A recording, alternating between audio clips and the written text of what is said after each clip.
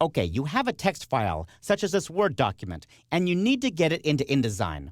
The easiest method is just to select some text and copy and paste it.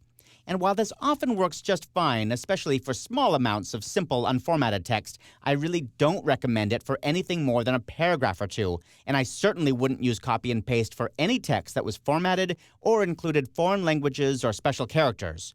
I've just seen too many problems over the years with text showing up totally wrong after pasting it. Instead, I strongly recommend that you use the place command in InDesign. It's much more reliable. Let me show you. I'll switch back to InDesign, and I'll go to the File menu and choose Place. Or you can press Command-D or Control-D on Windows. Now, I'll select that text file. This is simply a Word document, but it could be a Word document or an RTF file. And then I'll click Open. InDesign loads the place cursor with that story. And to place the story inside my InDesign document, I'm going to move my cursor up into the left corner until I see a subtle but important change to the cursor. The black arrow turned to a white arrow. You may have to squint to see it, but it's there.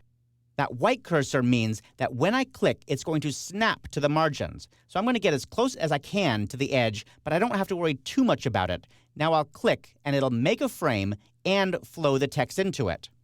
Notice that this document had no text frame on the page. There's no text frame on the master page. It's just a blank document. Also, if I open the Pages panel, you'll notice that there's only one page in this document. So InDesign had no place to flow the rest of the story. But I happen to know this is a much longer story, and I really wish I could get the entire Word document into InDesign. Fortunately, you can. I'll Command-Z or Control-Z on Windows, and it reloads the place cursor, and now I'm going to place this text file with a modifier key. I'm going to hold down the Shift key. And when you press the Shift key, the cursor changes. You get this kind of snaky S shape in there, and that indicates that when I click, it's going to flow all the text. So once again, I'll move the cursor to the upper left corner, and I'll click.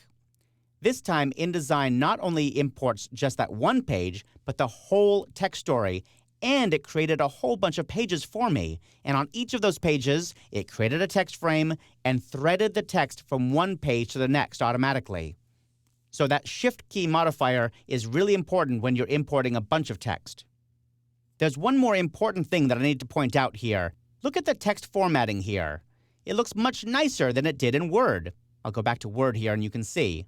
Here it is in Word. It's all in Arial, kind of clunky, but probably easy to edit. But over here in InDesign, it looks different. Why?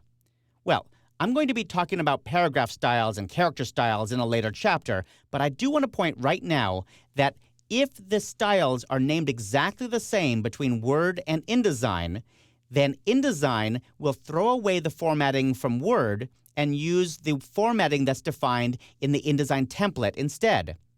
In this case, if I look in the Paragraph Styles panel, you'll see I have a lot of styles in here, and they're named exactly the same as they were in Word. This workflow is typically what you want, so it's extremely helpful to make sure that you have the same names in your Word document and your InDesign documents. Now, a moment ago, I mentioned something about threading, the fact that this story threads from this page down to these other pages.